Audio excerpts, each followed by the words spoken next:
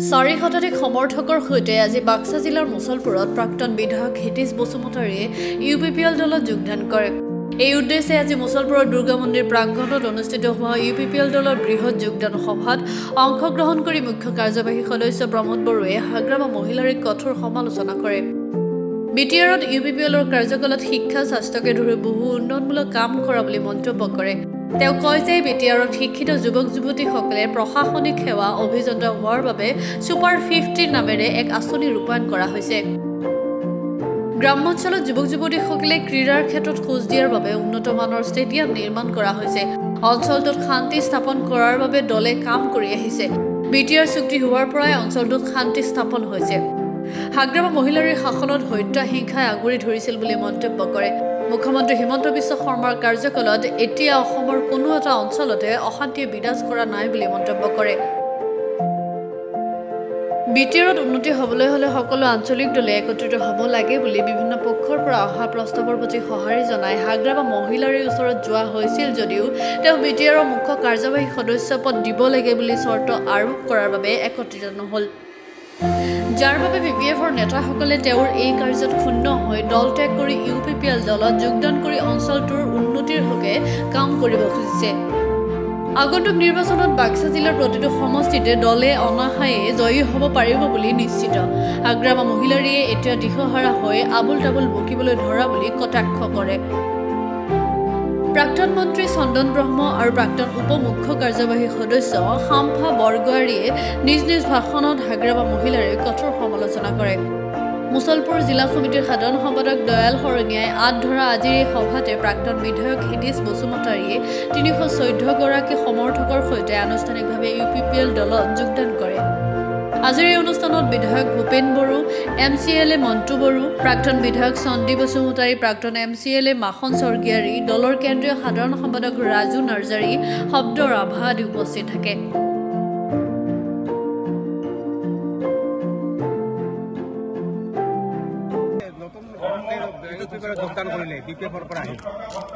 PTC অঞ্চলত এটা ৰাজনৈতিক শক্তিশালী ৰাজনীতি গঠন কৰাৰ উদ্দেশ্যৰে আমি শাম্ফা বৰগোহাঁই আৰু বহুতো বিপিএফৰ বহুতো নেতা কৰ্মী আছে। আজি যিটো যোগদান কাৰ্য হৈছে তেনেকুৱা চিৰিয়ালি যোগদান কাৰ্যসূচী লোৱা হ'ব আৰু পৰৱৰ্তী সময়ত এই BTC অঞ্চলৰ এটা অস্থিৰ ৰাজনৈতিক পৰিস্থিতি তাৰ পৰা আমি পৰিত্ৰাণ পাব বিচাৰোঁ। যেতিয়া আঞ্চলিক দল শক্তিশালী হ'ব নিশ্চিতভাৱে আমি BTCৰ উন্নয়ন তেতিয়াহে আমি কৰিব। কিয় খবত আহিলে আপুনি ইউপিপিএলত? কি খবত আহিলে? এনেকুৱা আমি পূৰ্ব চৰ্ত কোনো আমি দাবী দবা ৰখা নাই, কাৰণ BPF দলত বা ইউপিপিএল দলৰ লগত একত্ৰীকৰণৰ আলোচনা যিটো হৈছিল এতিয়াই মূল কাৰণ। আনপিনে হাগ্ৰামা মহিলাৰীৰ যিটো ৰাজনৈতিক দিশাহীন যিবোৰ সিদ্ধান্ত ইয়াৰ মই বিৰোধিতা কৰি আহিছোঁ আৰু মই কঠোৰ সমালোচনা কৰিছোঁ। যে আজি মই ক'ব বিচাৰোঁ যে সেই বিধানসভাৰ হাগ্ৰামা মহিলাৰী 4 এলায়েন্স কৰিছে। নাম্বাৰ 1, নাম্বাৰ 2, আপুনি ইয়াত বেছিকৈ সংখ্যা জিকাৰ পিছতো আপুনি গভৰ্ণমেণ্ট গঠন কৰিবলৈ আপুনি ক্লেইম কৰিবলৈ নগ'লে। নাম্বাৰ 3, আপুনি ইয়াত বাই ইলেকশ্যনত আপোনাৰ ভূমিকা সন্দেহজনক আছিল আৰু পাৰ্লামেণ্টাৰী ইলেকশ্যনত আপুনি সন্দেহজনকভাৱে আপুনি 8-9 দিন আপুনি লুকাই আছে। তাই ইয়াত নিশ্চয় কিবা নহয় কিবা আমি সন্দেহ হৈছোঁ। ইয়াৰ কাৰণে মোৰ বিশ্বাস আৰু সেই দলৰ হাগ্ৰামাৰ প্ৰতি মোৰ যিটো আস্থা কমি গৈছে আৰু দিশাহীনভাৱে সেই দলটো আজি চলি আছে। হাগ্ৰামা কেৱল আজি হাগ্ৰামাৰ মতেতো BTC প্ৰমোদৰ চৰকাৰ ভাঙি পেলাই 10 বাৰমান হ'ল ভাঙা। হাগ্ৰামাই যিটো মানুহবিলাকক মানে মিছা কথা কৈ ৰাজনীতি কৰি আছে এইবোৰ অতি দুৰ্ভাগ্যজনক। আমি দেখিছোঁ আহি প্ৰমোদ বড়ো আজি 4টা বছৰ মানে পাৰ কৰিলে মানে সুকলমে,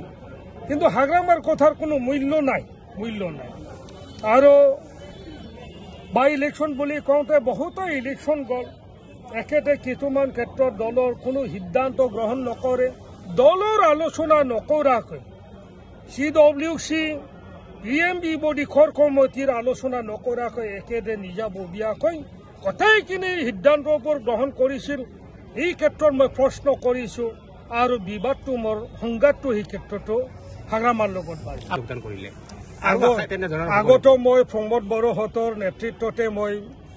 ইণ্ডিপেণ্ডেণ্ট হিচাপে বিধানসভা নিৰ্বাচনত অৱতীৰ্ণ হৈছোঁ ৰাজনীতিত আজি ক'ব গ'লে আপোনালোকে ৰাজনীতিৰ ইতিহাসত বহুত আপোনালোকে দেখিছে হয়তো সময়ত ৰাজনীতি নতুন দলৰ জন্ম হয় কেতিয়াবা সেই ৰাজনীতিৰ দল ৰাইজৰ কি হ'ল নালাগাও হয় প্ৰয়োজনত ৰাজনীতি জন্ম হয় আৰু ৰাজনীতি আমি পথ পৰিৱৰ্তনো কৰিব লগা হয় এজন কৰ্মী হিচাপে নিশ্চয় আৰু একেটা দলৰ মানে মুৰব্বী হিচাপে ৰাইজক মিছা কোৱাটো আমি কেতিয়াও নিবিচাৰোঁ আৰু মিছা কথা আগত ৰাখি পেলাই আমাক মানে দলক আগুৱাই নিব নোৱাৰে এই কথা আমি অতিকৈ দুখ লাগিছোঁ আৰু মই আহ্বানো কৰিছোঁ আমাৰ দলত আৰু বহুতো আলোচনা হৈছে অতি শীঘ্ৰে দল ত্যাগ কৰিব বহুত BPFৰ নেতা কৰ্মী আহিব এইটো আমি সময়ত কামাণ্ডাৰ আখ্যা দিছে আপোনাক কামাণ্ডাৰ এইটো ভাল কথা মোক কামাণ্ডাৰটোতো সৰু বস্তু নহয় কামাণ্ডাৰ মানে মুখ্য মানুহ হয় এই যুদ্ধৰ মানে কামাণ্ডাৰহে মানে যুদ্ধক নেতৃত্ব দিয়ে আজি হয় চাগে যদি হাগ্ৰামাই কামাণ্ডাৰ বুলি মোক এটা টাইটেল দিছে মই ভাল পাইছোঁ ইতিমধ্যে হাগ্ৰামাই এটা কথা কৈছে যে আপুনি হাগ্ৰামাৰ এটা ডেপুটেশ্যনত আছে ইয়াৰ যিখিনি ভিতৰৰ কথা সেইখিনি হাগ্ৰামাক ক'ব আপুনি হাগ্ৰামাই এজন জকাৰ হ'ল অনাই টনাই বকি ফুৰে আৰু আপোনাক এটা কথা কওঁ আজিলৈকে সি BPF দলৰ হেড কোৱাৰ্টাৰত আজিলৈকে গৈ পোৱা নাই 18 বছৰ হ'ল BPFৰ মুখ্য কাৰ্যালয়ত একেতে নবহে আজি BPF দলক মই দল হৈ আছে বুলি নাভাবোঁ কাৰণ এই হাগ্ৰামাৰ কোম্পানী হৈ আছে কেতিয়াবা এই ক্ৰেচাৰত ৰিজৰ্টত কেতিয়াবা মানে সেই নিজৰ ভিটামিন এই কোম্পানীৰ দলে চলি আছে কোম্পানীৰ দলে এইটো অতি দুখ লগা কথা আৰু একেদৰে যিটো BTC পৰিষদত যি অপজিশ্যনৰ ভূমিকা গ্ৰহণ কৰিব লাগিছিলে ইয়াৰ ৰিপ্ৰেজেণ্ট কৰিব লাগিছিলে আজি বটকৰি MCLA হোৱাৰ পিছত 4টা বছৰত কিমানবাৰ গৈছে সুধিলে নিশ্চয় লাজ লগা কথা একেদৰে সেই দলক ইয়াত অপজিশ্যনৰ ভূমিকা গ্ৰহণ কৰিব পাৰে আপোনাৰ বহুত ক্ষোভ আছে BPFৰ হাগ্ৰামৰ প্ৰতি মই দলৰ এজন নিষ্ঠা কৰ্মী আৰু মই দলৰ ভাল পাওঁ মৰম কৰোঁ মই দলক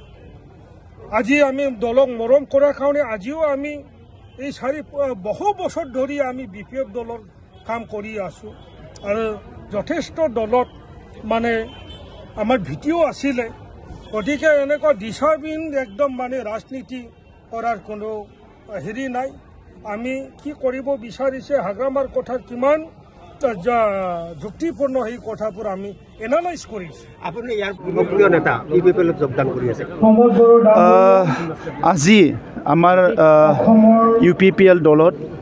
BPF দলৰ বাক্সা জিলাৰ প্ৰাক্তন সভাপতি হিতেশ বসুমতাৰী ডাঙৰীয়া তেখেতে প্ৰাক্তন বিধায়ক আৰু প্ৰাক্তন EMO হৈ আমাৰ দলত যোগদান কৰিছে আৰু তেখেতৰ আগমনে অকল মছলপুৰ জিলা নহয় UPPL দল অধিক শক্তিশালী কৰিব মই এইটো আশা কৰিছোঁ BPF দলত কোনো মানুহ থাকিব পৰা পৰিৱেশ হাগ্ৰামা মহিলাৰ ডাঙৰীয়াই আৰু ইয়াত ৰাখা নাই কাৰণ তেখেতৰ যিটো একান্নৈকত্ববাদ আৰু যিহেতু তেখেতৰ যিটো সকলো মানুহৰ প্ৰতি যিটো এটা অহংভাৱ তেখেতে ৰাখে ইয়াৰ কাৰণে তেখেতৰ সতীৰ্থবিলাক লাহে লাহেকৈ ওলাই গৈছে আৰু তেখেতৰ যিহেতু কোনো মিছন আৰু ভিজন নাই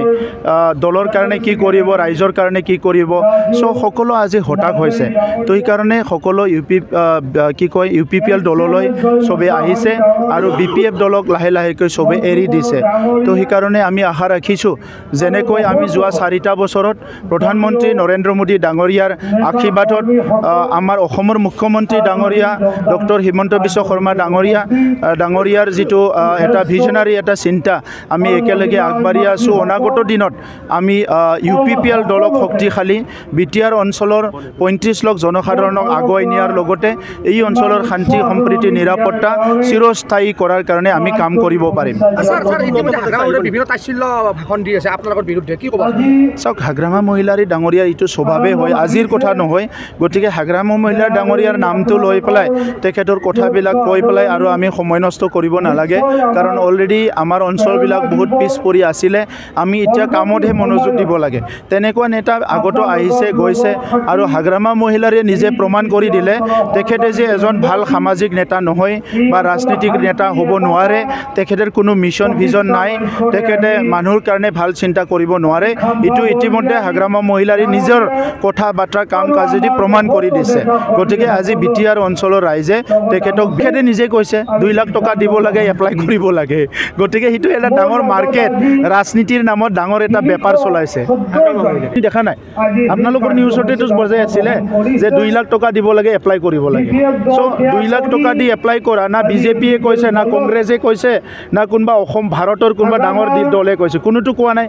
যে ক'ৰবাত ফিছৰ কাৰণে 1500 টকা ল'ব পাৰে কিন্তু 2 লাখ টকা দি এপ্লাই কৰা মাৰ্কেটখন আজি হাগ্ৰামা মহিলাৰ ডাঙৰীয়াই ৰাজনীতিখন ইমানেই বেপাৰ কৰিছে যে যিটো নেকি অনাগত দিনত তেখেতক লৈ পেলাই আমি গণতান্ত্ৰিক পৰিৱেশটো কেনেকৈ জীয়াই ৰাখিম চিন্তা কৰিবলৈ আজি বাধ্য হৈছে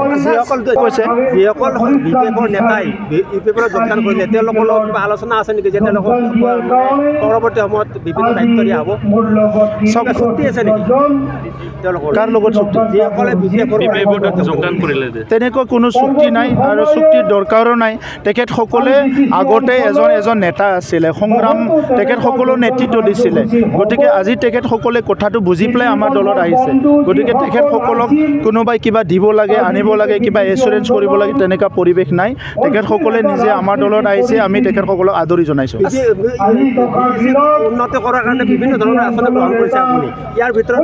আঁচনিৰ লিষ্টটো কৈ পেলাই শেষ কৰিব নোৱাৰে BTR কাউন্সিল চৰকাৰখন 35টা আমাৰ নিজৰ ফ্লেগশ্বিপ প্ৰগ্ৰাম আছে কেন্দ্ৰীয় চৰকাৰৰ আঁচনি আছে ৰাজ্য চৰকাৰৰ আঁচনি আছে আমাৰ নিজৰো 35টা নিজা আঁচনি আছে এই আঁচনিখিনি BTR অঞ্চলৰ ৰাইজক আগুৱাই নিয়াৰ কাৰণে থেংক ইউ